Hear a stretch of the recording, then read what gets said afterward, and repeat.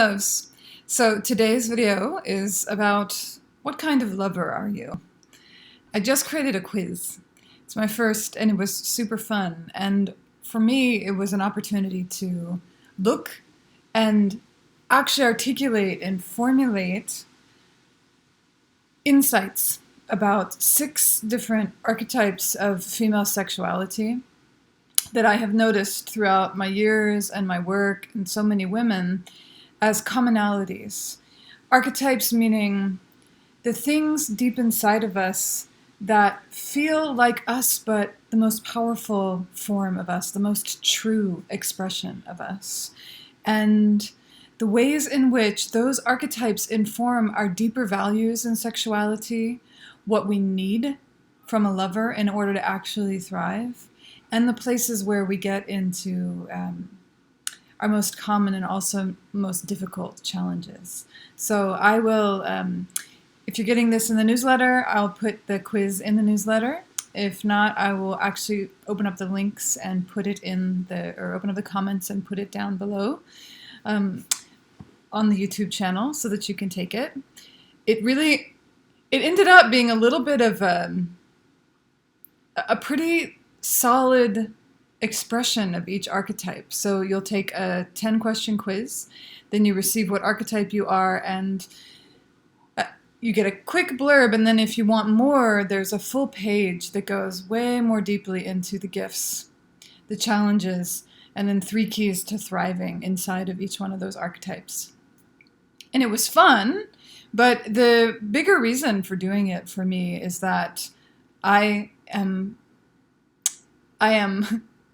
part of and witness to a lot of women suffering or in confusion, or at least definitely not in fulfillment around their sexuality. And there are lots of different aspects of female sexuality being addressed and brought forward in beautiful ways. What seems to be the place where I often live and thrive, where my gifts and my offering tends to live, is in looking at some of the deeper energetics, some of the deeper, often unspoken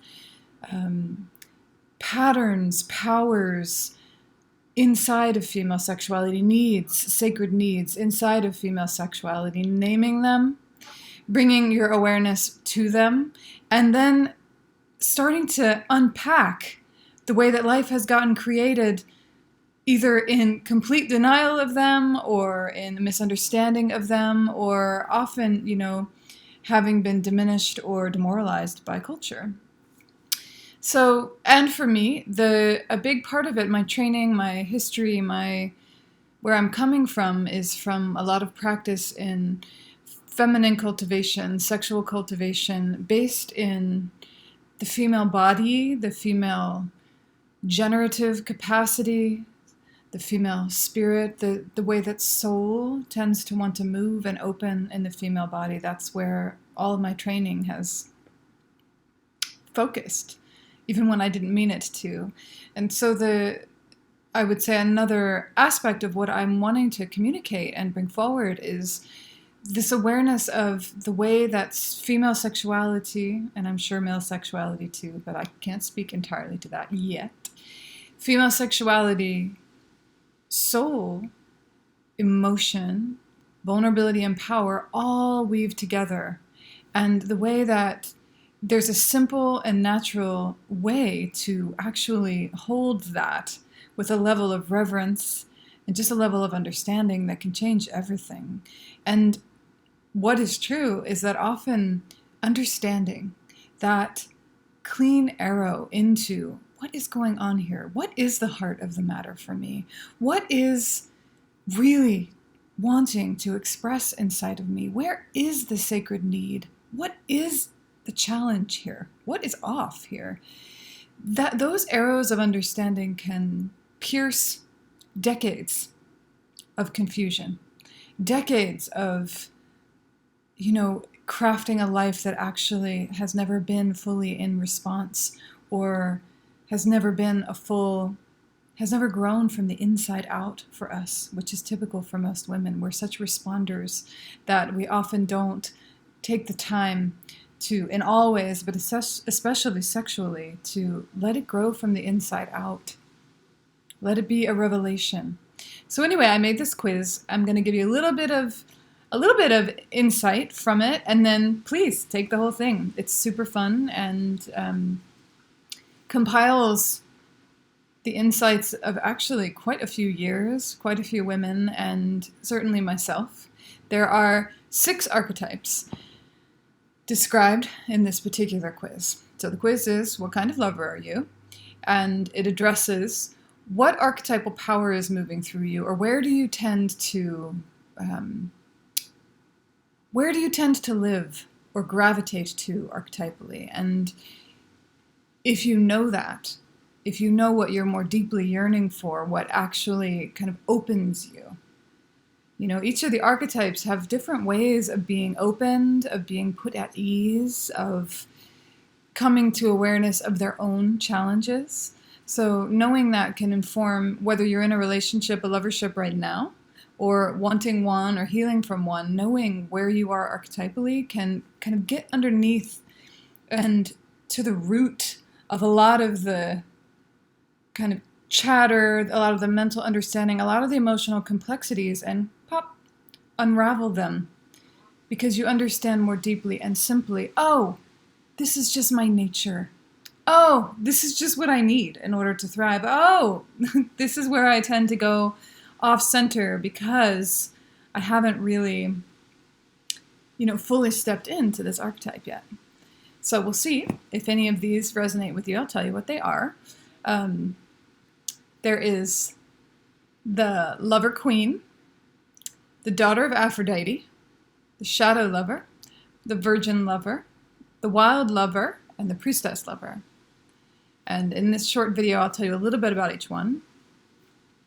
The lover queen tends to deeply value honor and dignity. She is a woman who, in her intimate relationships, really she values dignity.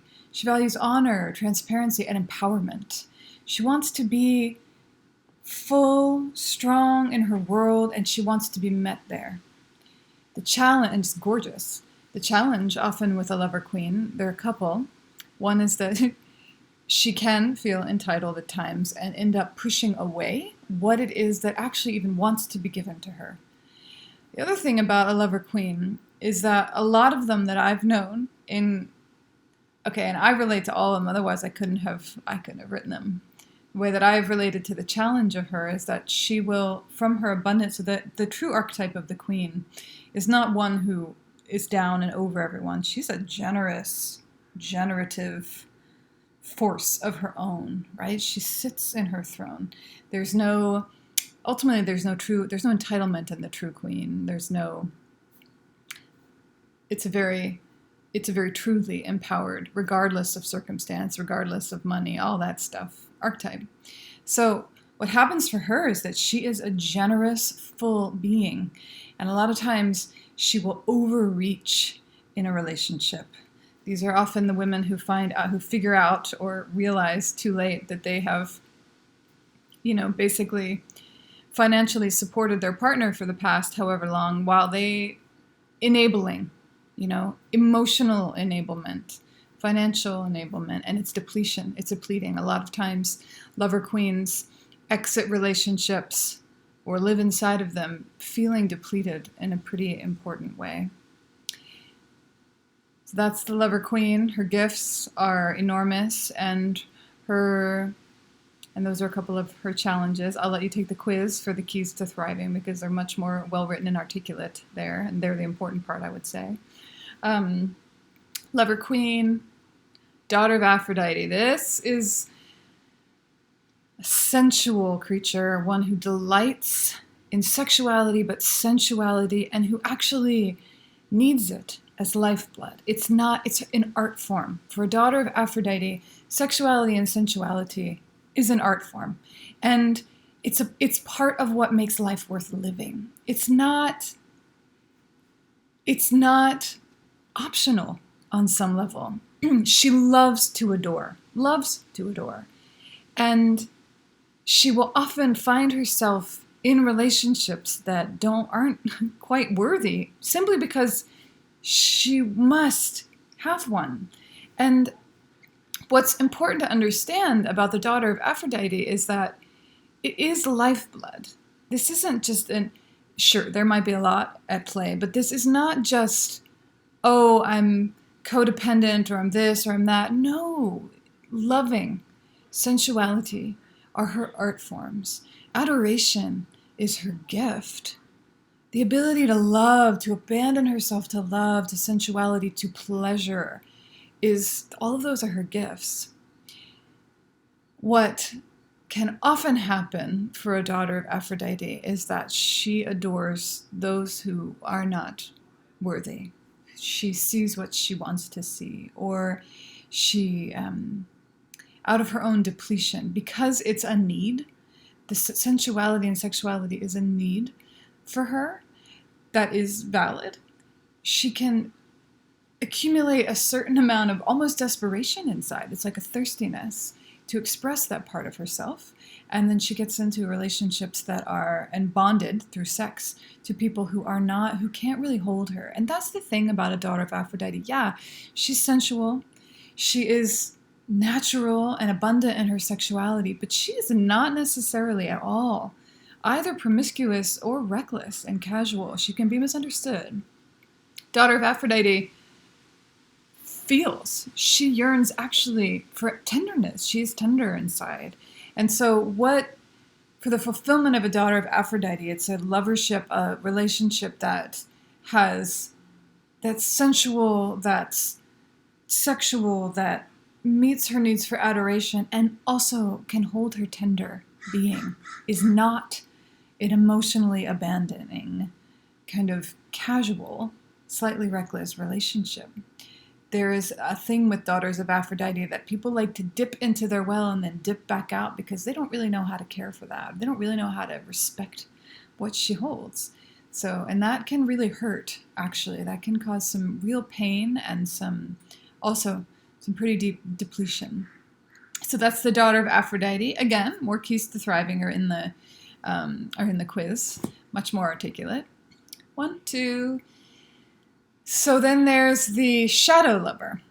So the shadow lover is this is a woman who, she gets it that sexually intimate relationships are places of growth, of transformation, she knows that they're beautiful and they're powerful and passionate. She's passionate. And she also knows that things come up, and that there are shadows in both her and her partners. And so her capacity for growth, her capacity for staying with the growth that needs to happen, for actually being able to realize the fullness of the vulnerability and power of a sexual relationship, her capacity is vast. She's good at it and she likes it. However, shadow lovers can often end up in relationships that aren't just growing and passionate and exciting and transformative, that they end up being power struggles. Or a lot of times shadow lovers end up in multiple relationships that have the same dysfunctional patterns, the same addiction, abandonment, abuse, deep shadows, right? Because on some level, she has the gift for walking shadows, both in herself and in a relationship. And she's brave, right? So if you're a shadow lover, you don't want to, if that's the archetype that's moving in you, you don't want to just go to this place where you're shaming yourself as someone who constantly makes the wrong decisions or has all these like insecurities or emotional patterns that you keep repeating as if it's all a mistake. It's not really. Shadow lover is going towards passion, deep waters, depth of connection, depth of experience and transformation. Obviously, the challenge for the shadow lover is to differentiate.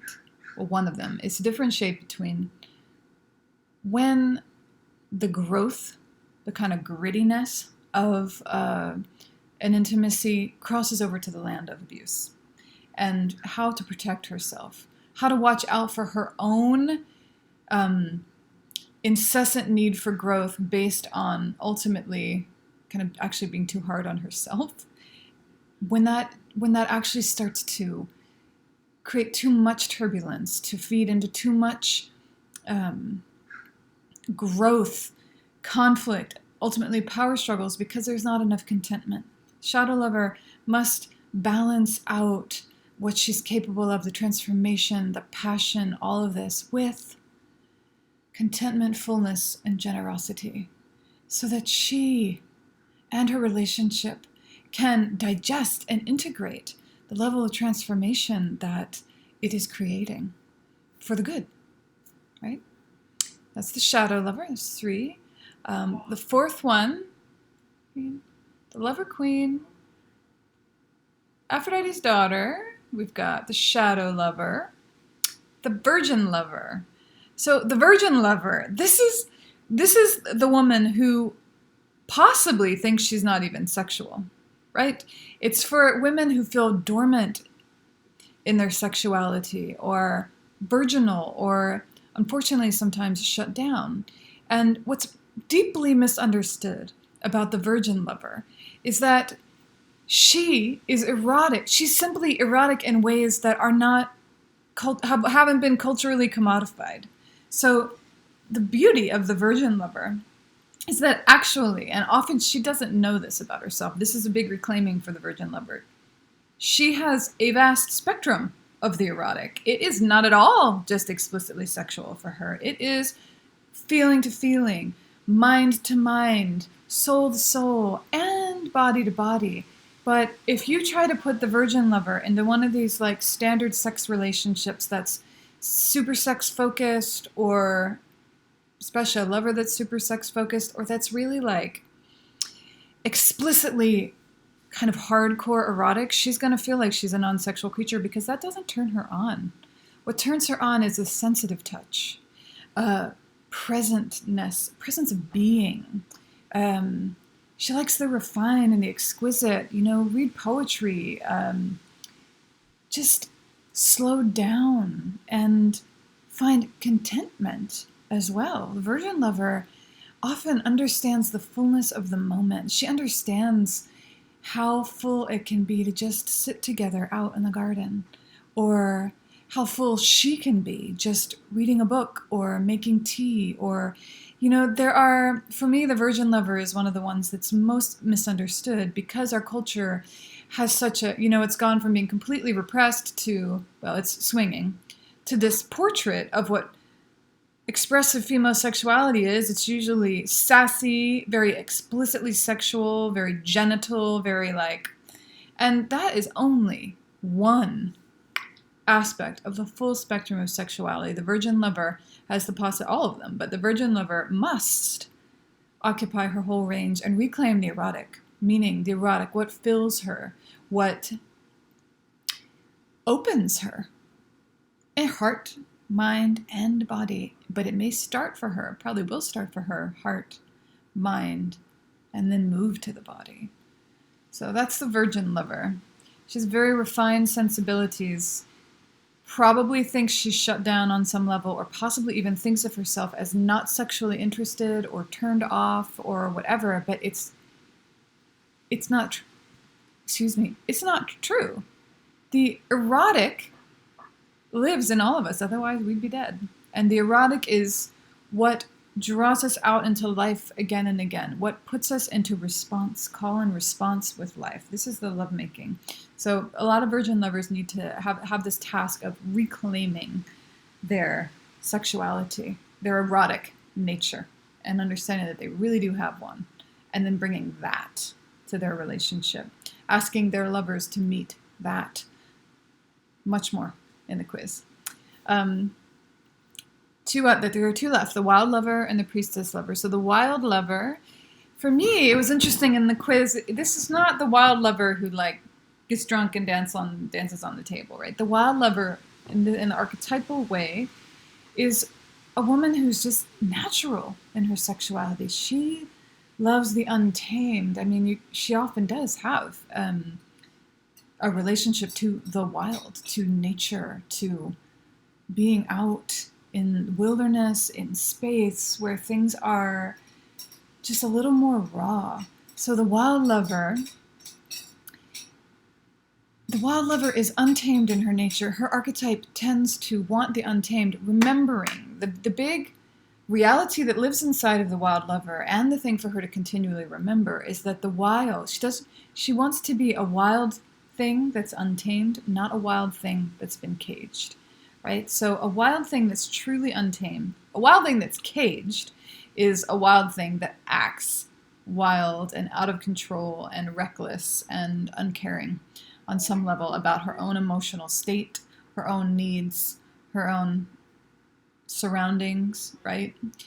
That is the wild lover getting wasted in order to touch her erotic nature, unable, maybe afraid, to yet touch it just as it is.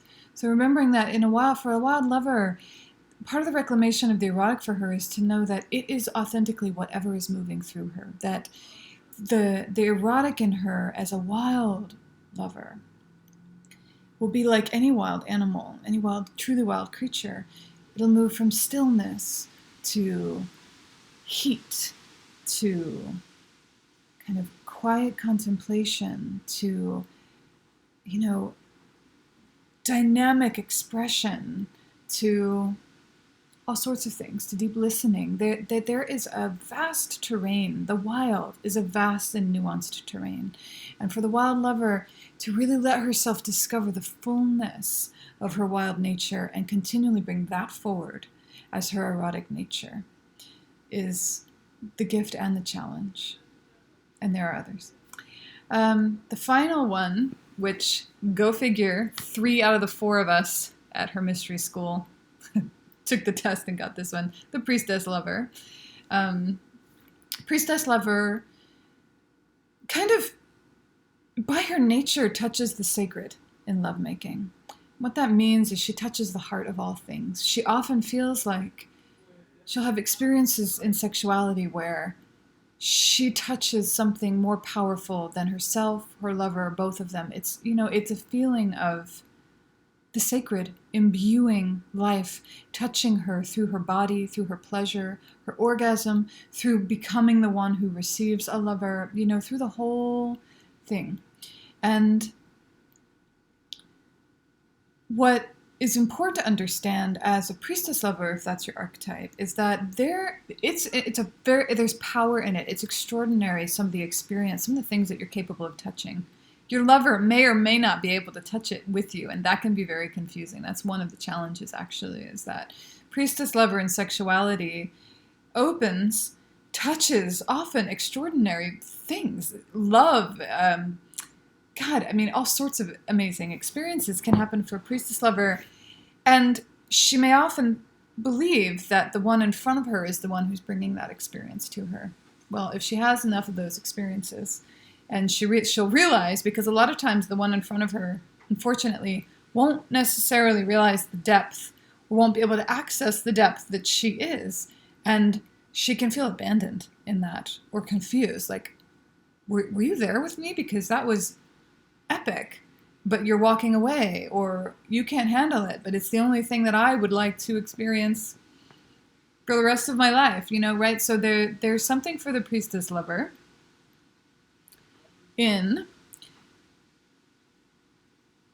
coming to understand that although people may have keys, a lover may have a key and open the door, she's the door, and she's the gateway. And when she opens, she's opening into the fullness of herself. And it's not, yes, the lover, the sexuality, the connection is catalytic. It is part of opening the gate. But this terrain, what she touches is hers. And it's really important for a priestess lover to understand that, because otherwise the ripping away, or the sense of abandonment or betrayal of the sacred, if the one in front of her can't hold it, revere it, understand it, or leaves, can be really devastating. Because priestess lovers are deep feelers. They touch the soul of themselves and their lovers, and sexuality is no joke. It's no joke for any of them. In this particular way is how it is not a joke for a priestess lover. Is there one more thing to share about the priestess lover? That's a good one. I mean, each one of these, that's a good one. The one that I would say the other thing about priestess lover is there's a way that a priestess lover is also, the archetype is a healer. It's priestess healer, right? Archetype. And priestess lovers often end up in healing roles with their lovers. And they'll do that until they realize that that's not the role that they thrive in, actually. They are natural at it, and that may express at times with their lover, but their lover needs to meet them as the woman, the full woman. Hold her, be able to meet her, be able to stand in the fire of all things, to really care for her as a woman, not just to enjoy being served by her beauty, by her grace, by her adoration, by her devotion to the sacred. That's an important one for priestess lovers, because many a priestess lover ends up feeling very betrayed. And it's where her power is to come back around and realize where her choices are, and whether or not she is fully tending to both the power and the vulnerability that sexuality is for her. And I would say, actually, in general, for all those archetypes, what it's about is, will you name what it is in you? Will you claim the true nature of what you value, of what you're here to give, of what you're here to evoke from your lovers? How you are really going to thrive? Will you claim that from this place of deep power, deep understanding of yourself? And then really take responsibility, and not as if it's a burden, as if it is the joy that it is. Take responsibility for the vulnerability and power in you. Each of us, I can relate to all 6 of the archetypes, and you might find that, and you can take the quiz as many times as you want. There's lots of insight about each one of them. Sometimes the archetypes will move through you. Different times, different relationships will evoke different archetypes. But you often will find that there are 1 or 2 that are core archetypes for you. And to read through, take the quiz, read through. It describes the gifts, far more than what I just did. It describes the gifts, the challenges, and then it goes more deeply into 3 keys for thriving, 3 ways that you can actually move forward and care for the true nature inside of your female heart, inside of your body, and the way that you naturally were made to move. We are looking toward, together, we are looking toward cultivating an experience of woman that arises from the inside. Our world, I'm sorry, kind of, that I'm pretty sure that our world and our cultures are so orphaned from healthy sexuality and from a lot of the deep feminine wisdom streams that got interrupted in various ways. It's not going to come from outside of us. The reclaiming, the re-inhabiting of our bodies and of our truly deeply authentic female beings, that the way that we are going to be sustained and nourished and in balance and thriving as female incarnate creatures is going to come from the inside. Partly because there's a lot of remembering that needs to happen, partly because this is always how it has been. You are so nuanced, and you are such a nuanced being. You are going to have to reveal to yourself who you are, and then be willing to steward that and bring that to the world. That's where the thriving happens. And that's where the deep intimacy with yourself happens, that brings you back home, that gives you a sense of true confidence that's not external, that's just right here in you always. And on. So I had a really fun time creating the quiz. It just poured out of me. I think it was the culmination of a lot of insights, witnessing a lot of what I've experienced through her mystery school. Again and again, even though my work spans a lot of a lot of aspects of the deep feminine, a lot of aspects of incarnate female experience. Sexuality, for obvious reasons, comes around again and again and again as a core place. And that is because it's in sexuality that we're often our most intimate, or our most intimate, if we allow it, our most vulnerable, and in some ways our most true. There is more than a physical nakedness in sexuality. We are often shown both what's true, both the deeper needs, our deeper values, and our deeper pains, and our deeper powers. They all come forward and dance. So enjoy the quiz. I'll put a link in the videos section. I will probably also put it up on JumanaSophia.com, JumanaSophia.com, and hermysteryschool.com. You'll be able to find it there as well. And I hope it serves. It was really fun to create. And you can always reach out to us if you have anything to say about it, or any further questions, especially in terms of how you might. I'm just thinking, we can't answer all your questions, but we may have ways to support you if you want to continue exploring. All right, blessed be.